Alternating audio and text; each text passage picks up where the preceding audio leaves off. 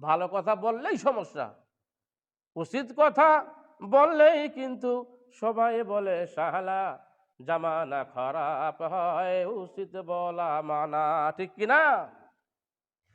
তাকাদু তামাইয়াজু মিনাল গায়জি কুল্লামা উলকিয়া ফিহা ফাওজুন সালাহুম খাজানাতুহা আলাম ইয়াতিকুম নাজির। কিয়ামতের দিন কঠিন মুসিবতের সময়ে যখন ফয়সালা হয়ে যাবে, আমল যাদের ভালো হবে এরা জান্নাতি হবে, আমল যাদের খারাপ হবে এরা জাহান্নামী হবে।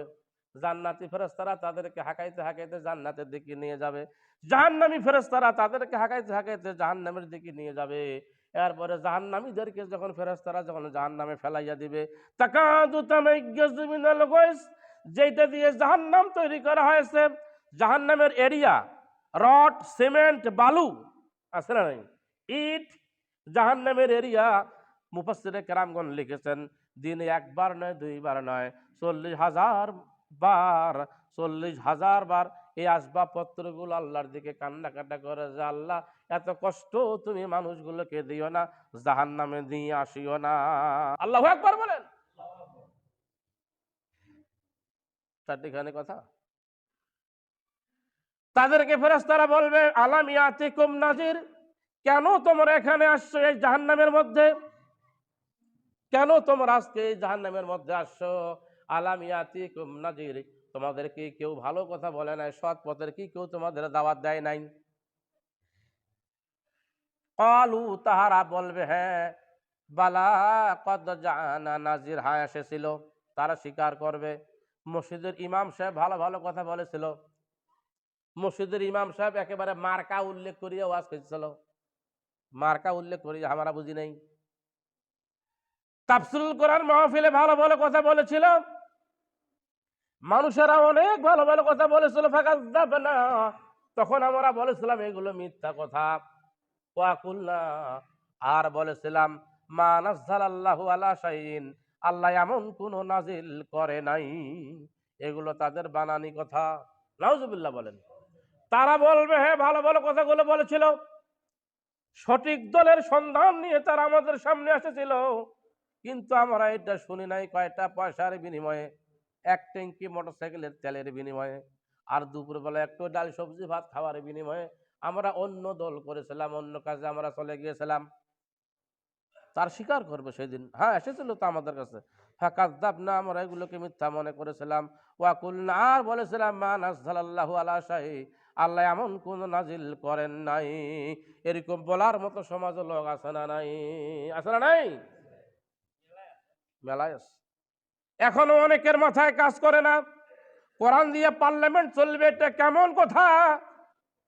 কোরআন দিয়ে যদি মসজিদ চলে, কোরআন দিয়ে যদি আপনার খুতবা হয়, কোরআন দিয়ে যদি আপনার নামাজ চলে, কোরআন দিয়ে যদি আপনার জানাজা চলে, কোরআন দিয়ে আপনার যদি বিবাহ হয়, কোরআন দিয়ে যদি আপনার দোয়া হয়, মুনাজাত হয়, তাহলে কোরআন দিয়ে দেশ চলবে না, এটা কেমন কথা তুমি বলো, ঠিক কিনা?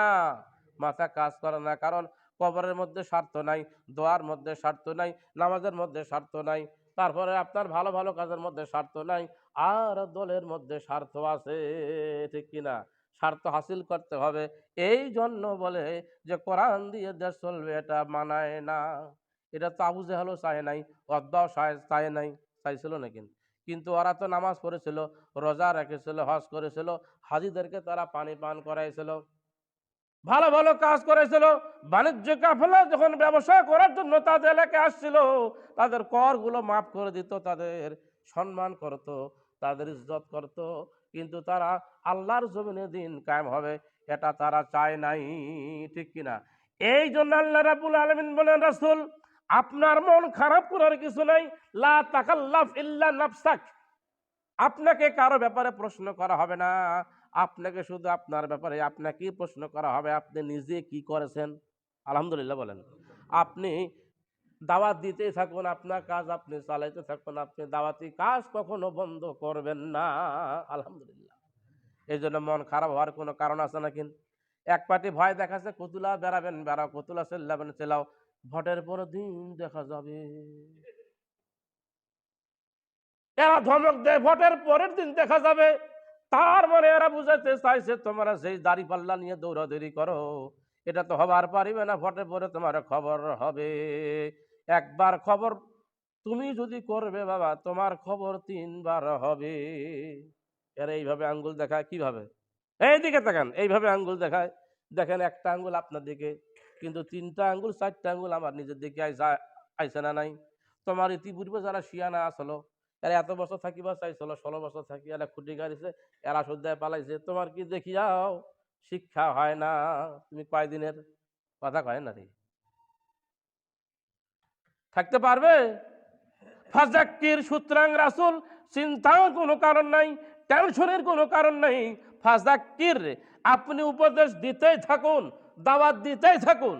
আপনার মার্কার আপনি কাজ করে বেড়ান। ফাজাক্কির শব্দের অর্থ হলো আপনি দিনী দায়িত্ব, আপনি আপনার এই কাজ আপনি করতেই থাকুন। ইন্নামা আংতা মুজাক্কির, তারা শুনিলেও শুনতে পারে, নাও শুনতে পারে। হয় শুনুক আর না শুনুক, আপনি আপনার দাওয়াত দিতে থাকেন। কারণ কিয়ামতের দিন আপনাকে প্রশ্ন করা হবে আপনার দায়িত্ব সম্পর্কে, ঠিক কি না? আপনি এই কাজটা করলেন কি করলেন না? লাস্তা আলাইহিম বিমুসাইতির, আপনাকে দারোগা হিসাবে জমিনে পাঠানো হয় নাই। লাস্তা আলাইহিম বিমুসাইতির, আপনাকে দারোগা হিসেবে জমিনে পাঠানো হয় নাই যে আপনি লাঠি টাচ করিয়া মানুষগুলোকে মসজিদের দিকে নিয়ে আসবেন, লাঠি টাচ করিয়া মানুষকে আপনি ভোট দেওয়াবেন। আপনি হিকমতে দাওয়াত দেন, ওমাই ইউতাল হিকমাতা ফাকাত উতিয়া খায়রান কাসীরা। হিকমত প্রদত্ত যারা হয়েছে, কলা কৌশল অবলম্বনকারী যারা, এরাই হলো সফল কামী, ঠিক কি না? একদল বলে আমরা নাকি ভোট চেয়ে জুলুম করি মানুষের উপর। এই মিথ্যা প্রপাগান্ডে কেউ কান দিবেন না। এগুলো মিথ্যা প্রপাগান্ডে, মিথ্যা মামলা। এর আগে হয়েছিল, মাঝখানে হয়ে গেছে, ভবিষ্যতে হবে, হবে কি হবে না এখন হচ্ছে। আমরা মানুষকে বুঝাই, দিনের দায়িত্ব আমরা দাওয়াত দেই, ভাই এইদিকে আসেন, আসলে আসিবে, না আসলে নাই, মন খারাপের কিছু। ফাযাক্কির ইন্নামা আনতা মুযাক্কির, আপনি উপদেশ দিতে থাকুন, আপনার উপদেশ গ্রহণ করিলেও করিতে পারে। লাস্তা আলাইহিম বিমুসাইতির, আপনাকে দারোগা হিসেবে জমিনে পাঠানো হয় নাই যে আপনি মানুষগুলোকে লাঠি টাচ করে করে মসজিদের দিকে নিয়ে আসবেন, লাঠি টাচ করে করে মানুষগুলো আপনি সৎ কাজের দিকে নিয়ে আসবেন। লাস্তা আলাইহিম ইল্লা মান তাওয়াল্লা ওয়া কাফার, এত কিছু বলার পরও যারা কুফরি করবে, যারা অস্বীকার করবে, যারা অমান্য করবে, যারা অন্য দল করবে, অন্য জায়গায় যারা ভোট দিবে,